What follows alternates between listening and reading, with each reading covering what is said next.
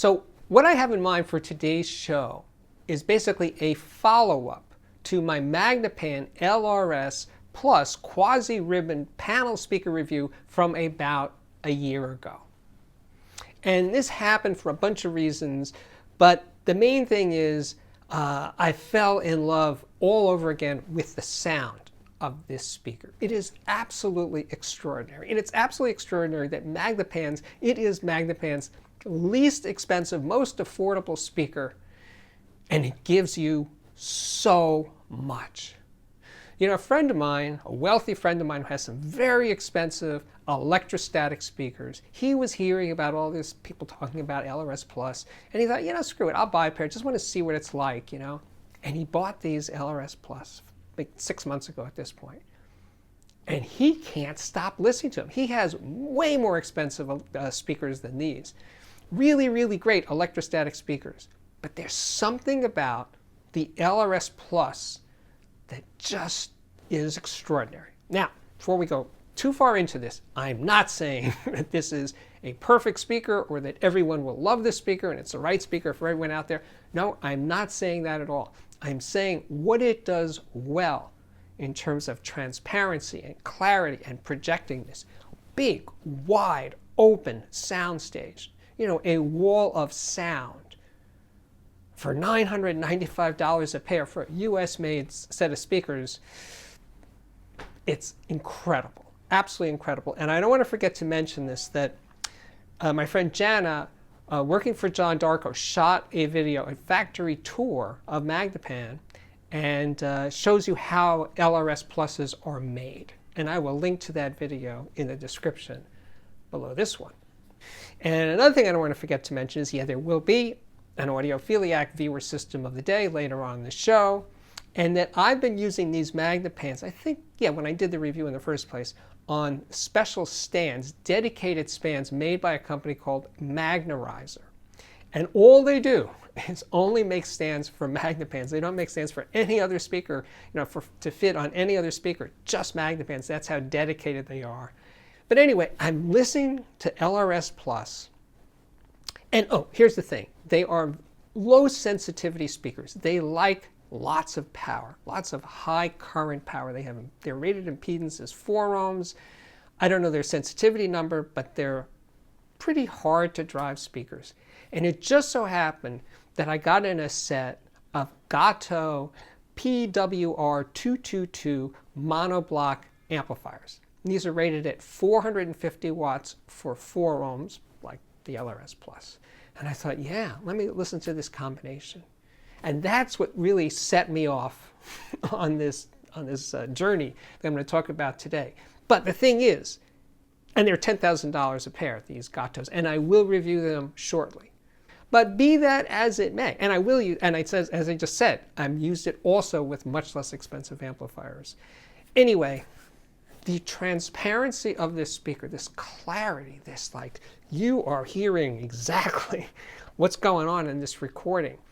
And soundstage is, I say, big, and it's like a wall of sound that you're hearing from the speakers. Which reminds me, Magnepan speakers, dipole speakers, project sound forward and back, just as much sound coming out of the back of the speaker as the front. But what they don't do is they don't have vertical dispersion. So there's not a lot of sound bouncing off the floor, bouncing off the ceiling, or even the sidewall. So you can put Magnepans, you know, relatively close to a sidewall and not totally mess with their sound like you would with a typical box speaker. So that's a big deal. That's one of the reasons they wind up sounding so sharply focused, is because they're immune, so to speak, to a lot of the reflections that other speakers, let's say, fall prey to, right? So if you have box speakers in your life, and most people do, you're always hearing the sound coming out of the speaker and then bouncing off the floor and bouncing off the walls and bouncing off the ceiling. And with Magnepans, not to say that it doesn't happen at all, but it happens less. And that's part of the magic of the sound. It's also because the speaker has such a large radiating area, it doesn't have to move back and forth a lot to produce a given sound pressure level. In other words, the movement of the driver, the quasi-ribbon woofer and the quasi-ribbon tweeter, is so small that it produces much lower levels of distortion. But anyway, I'm listening and I'm listening with the Gato PWR-222 and just cranking the hell out of it. These speakers do respond well to power, 450 watts into 4 ohms. Now, I wasn't playing them at 130 dB, but I was playing them in the high 80s, low 90s, which is definitely loud for me. And again, no increasing sense of distortion. They're going to blow up or get nasty or anything. No, they just let the music through. Now, again, not perfect speakers. They are not a powerful sounding speaker. You're not going to feel the bass, pounding on your chest from these speakers. They do make a reasonable amount of bass. And most of the time when I've actually owned Magnepans, I haven't used them with subwoofers. But I know many people do, especially with REL subwoofers or SVS subwoofers or SU Research, that's HSU Research. Those subwoofers are really good with Maggies. But I like to take Maggies on their own. Now here's the funny thing. So I got this $10,000 amplifier hooked up, and that amplifier is being fed by the LTA microzonal preamplifier and the Mola Tambaki DAC. Really good stuff feeding this $1,000 repair speaker. But just by coincidence, I received this sweet little amplifier from Dayton Audio.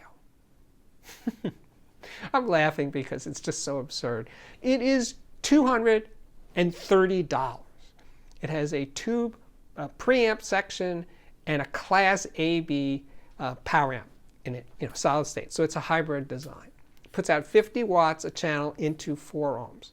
And I hooked that up to the Maggies, to the LRS Plus, not really expecting much, to tell you the truth. But it was actually not bad, not bad at all. Now I'm going to do an actual review of the Dayton HTA 100 soon. So that's coming up. And so I'm also going to do a separate review of their Gato PWR-222 monoblocks.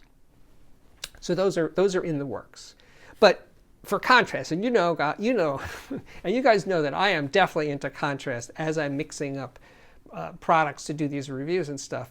So yeah, I went from the $10,000 super duper system to the $230 integrated amp, and I used the DAC inside the amp, the HTA 100, just to make it as simple as possible.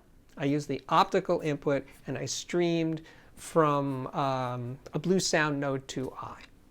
And the sound was pretty sweet, relaxed, a little soft in its detail and clarity, certainly compared to the other system, but very, very listenable. So you don't have to spend a big pile of money, because usually I usually thought you had to, but this little amplifier proves otherwise. And then I had another amplifier come in for review, the Heaven 11 Billie. This is a hybrid integrated amplifier. It is 215 watts a channel into 4 ohms. A lot of power.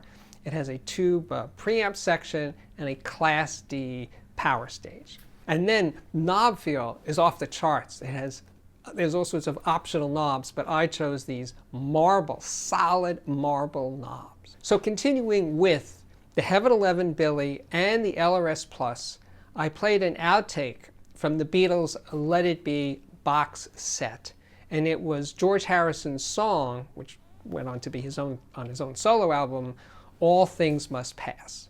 But this Beatles version of the song is really good because it's very stripped down. There's no production. It's just the Beatles playing live in the studio, and that immediacy of just hearing the band working through this song, and just basically playing for the first couple of times, All Things Must Pass, was goosebump territory. The voices especially just sounded so natural and so right, so completely there. From the Beatles, where do you go? Well, I went to this one. Casey Abrams. This is a Chesky Records recording. Now, I was at the session in Greenpoint, Brooklyn a few years ago, and I remember having a great time.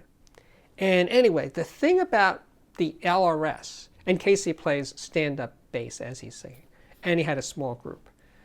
But what the LRS does so well is the spaces between the musicians are just like, you hear, it's like you're hearing around people. You can just pick them out in space.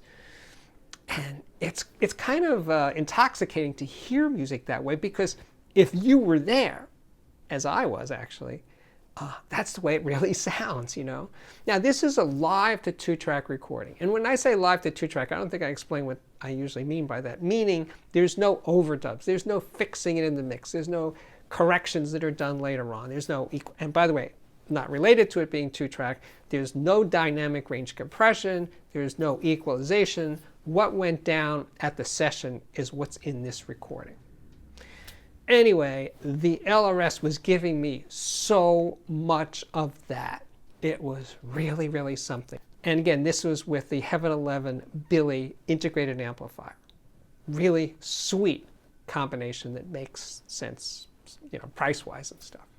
Okay, so to finish up, I played this Morphine album. Morphine, in case you don't know, was a rock band, a 3-piece rock band with an unusual lineup: saxophone, bass, and drums, and sometimes guitars and other instruments. But the band itself was a 3-piece, and it was not an audiophile recording, so it had lots of other things overdubbed onto it. And I'm playing it loud. I'm playing this record pretty freaking loud, and marveling how well the LRS was holding up.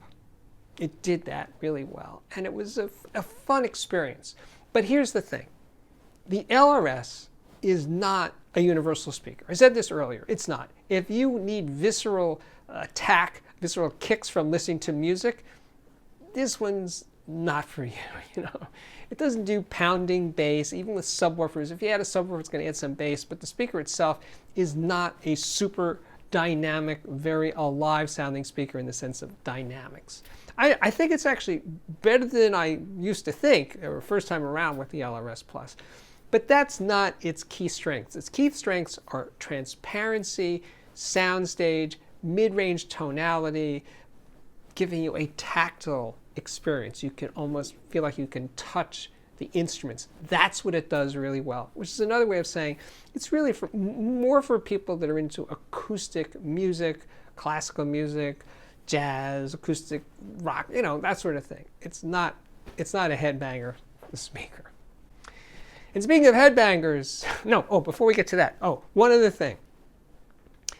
This speaker is hugely popular, and there's a long waiting list of buyers on the Magnepan site who want to buy it, and they have to wait. I don't know how long the current waiting list is. But if you're impatient, you might try looking around for a set of the original LRS speakers, because I have a feeling some people, traded up to get LRS Plus, and now there's more used LRSs on the market, or other older Magnepans. So look around in all the usual places on eBay and AudioGon and places like that, and you can probably find some older Magnepans. Because I think I mentioned a while back that somebody gave me a set of Magnepan SMGA speakers that were made in 1986. And when I received them as a gift, I was like, wow, this is fantastic. And I'm listening to these old Magnepans, which I originally thought I'll do a video about them and then I'll pass them along to somebody else. But I fell in love with them. I absolutely love that speaker. It doesn't sound like an LRS or an LRS Plus. It's much sweeter and more laid back and not as clear, and the bass is, lumpier and stuff. But it has its own magic.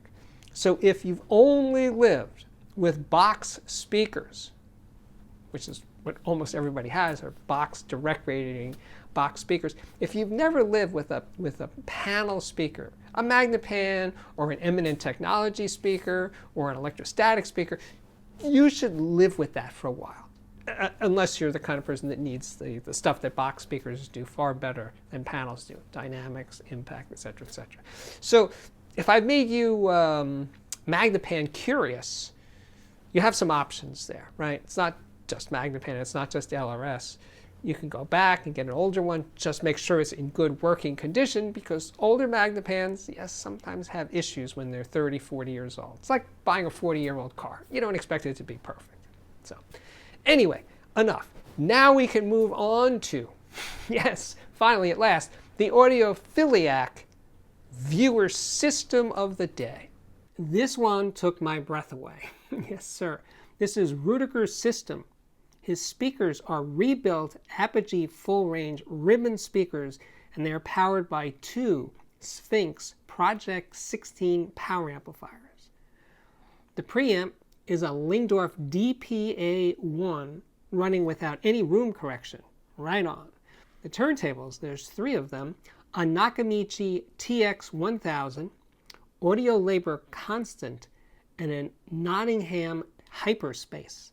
CD players, two of those, Madrigal Proceed PCD, and a Krell CD DSP.